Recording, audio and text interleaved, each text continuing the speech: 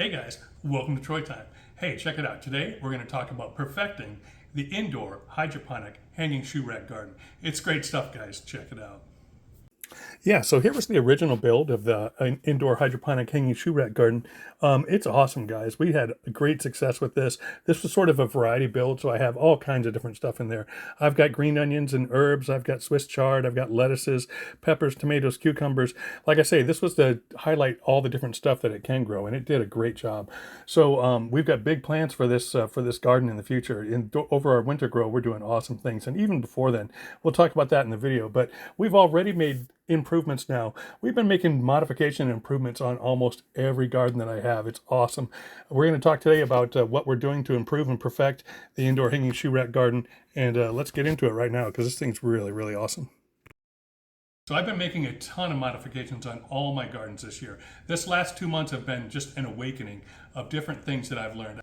I've learned about new materials, I've applied them to my gardening, and I've broken through many barriers that I've had for several different types of builds. And so it's just been awesome. And when you start combining them together, all my gardens, from microgreens and hydroponics indoors, all the way to doggy pool garden size gardens outdoors, all of them are changing, they're modifying, they're evolving, they're getting simpler, more efficient, easier to build, and easier to maintain. So it's just awesome. I can't wait to show you all this stuff. But today, we're perfecting the hanging shoe rack garden indoors, so let's do that, okay? All right, guys, we've been using pool noodles here forever. For the last 4 years or more, you've seen me use pool noodles thousands of times, right? So we're gonna use them in a slightly different way. So the old way of having a pool noodle collar and sticking it into a hole like this here, that's going away, guys. We're changing that today. Whenever possible, we're gonna use something that I'm calling a compression collar, okay? But let's talk about some of the problems with this method. So when we place our pool noodle, we're actually kind of dealing with 6 different variables or 6 different dimensions, okay? If we assume this to be our plant, right? And this is the roots and this is the plant, right? So first thing we have to do, we open up our pool noodle, we stick our plant in there, right? First thing we have to adjust is compression, okay? So I can put this in here. If I push this in here and I go too hard, that's gonna choke the plant and it's gonna die, okay? If I go too soft, the plant's gonna fall through and drown, okay? That's pretty obvious. So the first thing we're dealing with in 2 dimensions, too much or too little compression. So we put this in here and then we do the compression and we kind of get that right where we want it so that it looks good, okay? Then we deal with plant height. So now we have to adjust the height of the plant so that the roots are either in the water, we want them like half in the water and half out. That's usually what we're trying to do. So we adjust the plant height until we get it just right while we're holding that compression. Now, if I get it too far down, then the plant's going to drown. And if I have it too far up, then the plant's going to wilt and die, right? So again, lots of different variables here. We have too much and too little on the plant height. Then finally, we mount the pool noodle into the reservoir, okay? And then we have to adjust the pool noodle height. So when we do that, we push it, we get it in there. Now I've got to adjust this a little bit. Now I got to adjust that again a little bit. And there we go. So now our pool noodle, if we move our pool noodle up too high, then the plant's roots won't be in the water and it'll wilt or die. If we have our pool noodle too low, the plant's roots will be submerged and it will drown. So there's 6 different dimensions. We got to get the compression right, both too little, too much. We've got to get the plant height right, both too little or too much. And we have to get the pool noodle mounting right, both too little or too much. Now, it's not super complex, but it is a little clunky to do that all the time. And even worse, every time that I now check this, if I wanted to check the roots or do a water fill, every time I do that, I risk an error when I put it back together. Usually what happens is every time you do it, now the plant falls out, or sometimes this happens, which is terrible, right? The worst part of all is when this little piece falls down in the hole. That is so frustrating, I'm telling you. But so they work, and they've worked really well, but we can get rid of these little annoyances in a much better way, and that's what I'm going to show you. So typically, if we have this pool noodle design like this, it looks about like this. And I'll kind of do it like this. So if we start, this is what we do. We pick it up, put this in, fit this the right way, adjust this, right, get it just right, put it in the hole, adjust that. There we go. Okay, so that's, I don't know, 15, 20 seconds. I've done a number of these. Maybe it takes some people 30 seconds. And all those variables are changing every single time, as opposed to doing something much more simpler. Compare what we just did with this. Okay. So I did this previously on the shoe rack So I did this previously on the shoe rack collar out of necessity because I needed something that the mylar bag could hold to, right? The mylar bag wouldn't hold to a pool noodle separately. I needed some sort of structure that the mylar bag could actually grip a hold of, okay? So that's why I went with this. But look at this now. When we take this out, it stays in that compression state. So since the compression doesn't change, the plant height doesn't change. And since the plant height doesn't change, it's always going to remain in the perfect spot. And every time we mount this, it's going to be exactly in the same spot. So we calibrate this once. We set up all of our variables one time, and then we never have to touch it again. Even if I set this down, it's not like it bursts apart the way the other one does. The most beautiful thing is that it's just so quick and easy, and now we can water with one hand. So when I lift this up, I pour the water, I put this right back in. It takes seconds. It doesn't take 15 seconds, 20 seconds. It takes 2 seconds or 3 seconds.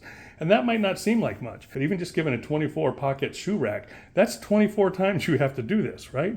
And so that's 12 minutes of fill time if it takes 30 seconds, as opposed to less than 2 minutes if you do it this way, right?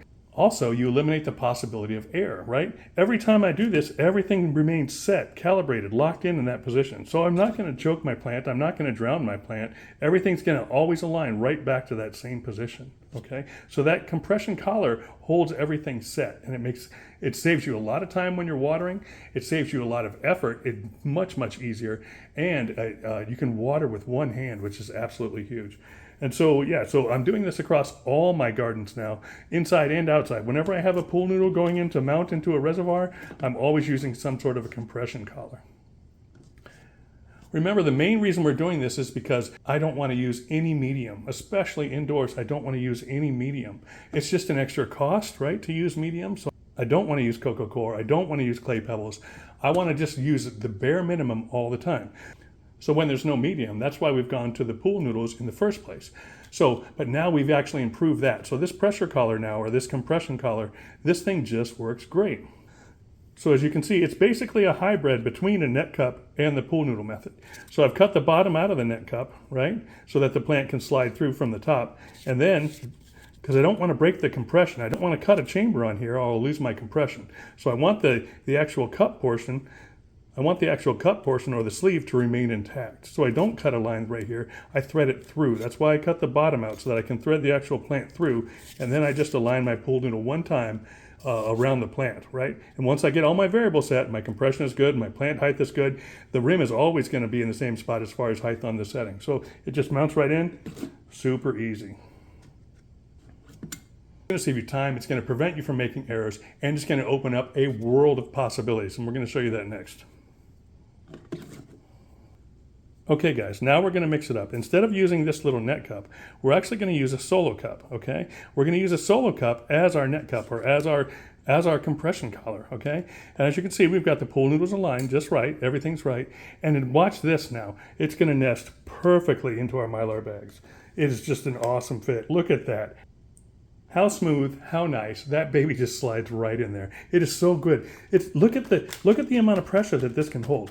This thing is awesome. You would not believe how strong structurally this is. I was actually amazed. And as far as holding the plants up when they get heavy, once I secure this can actually torque a lot. It can hold a lot of weight that way, right?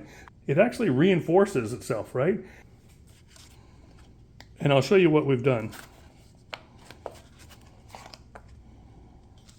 All we've done is just cut triangular holes, 4 triangular holes in the bottom, and then that allows it to sit and slide right into the water.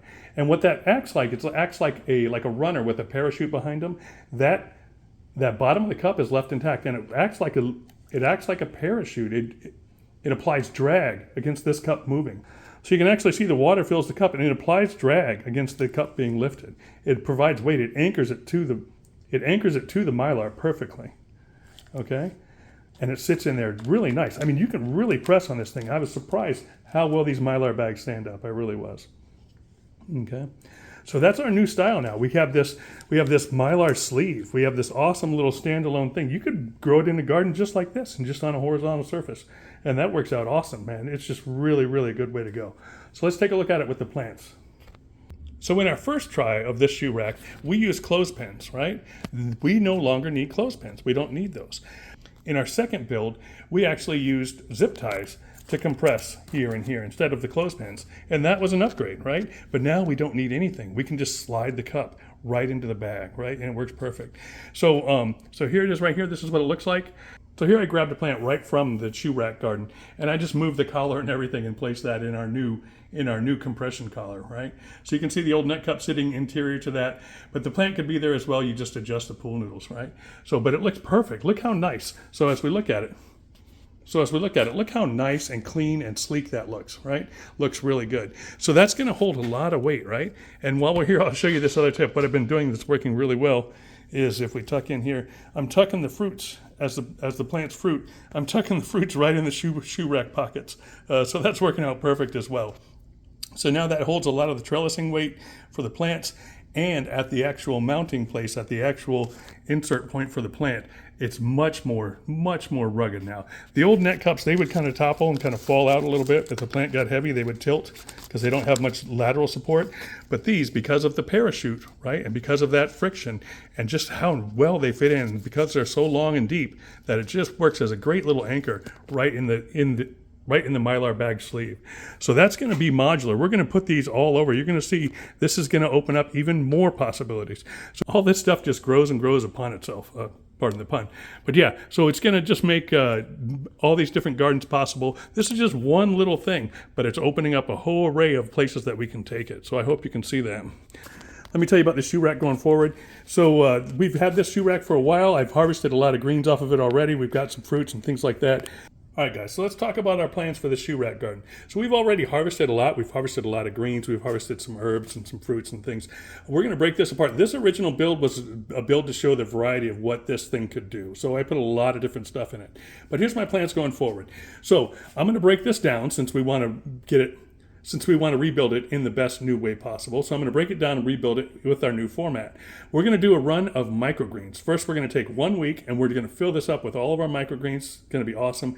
And 7 days later, we'll have a huge harvest. I'll show you that. That's the first thing we're going to do. Then we're going to go with leafy greens. We're going to do a run of leafy greens. That's going to be high density leafy greens. We're going to fill this thing up. It's going to be beautiful. You won't even be able to see the shoe rack. It's going to be just a wall of green. And we're going to do that. And that's going to take about a month. So in about a month and a week, or give or take, then it'll be time for summer gardens to start wrapping up, or fall gardens to start wrapping up. So when everything starts coming in, that's when we're going to go for high production indoors with the big hitters, the heavy hitters. So in another couple months here, I'm going to be bringing in, and we're going to be growing indoors for winter. We're going to be going high production with peppers, cucumbers, and tomatoes. That's what we're going to do. And we're going to go right from the start. We're going to show everything, and we're going to do the propagation. We're going to do the succession planting and go over how to do all of it. So right now we're in a stage of just breaking this thing down. All these plants are coming out and getting moved. We're going to rebuild the structure, and we got great plans going forward. Hey guys, yeah, so that's just one improvement. All of my different gardens are getting modifications.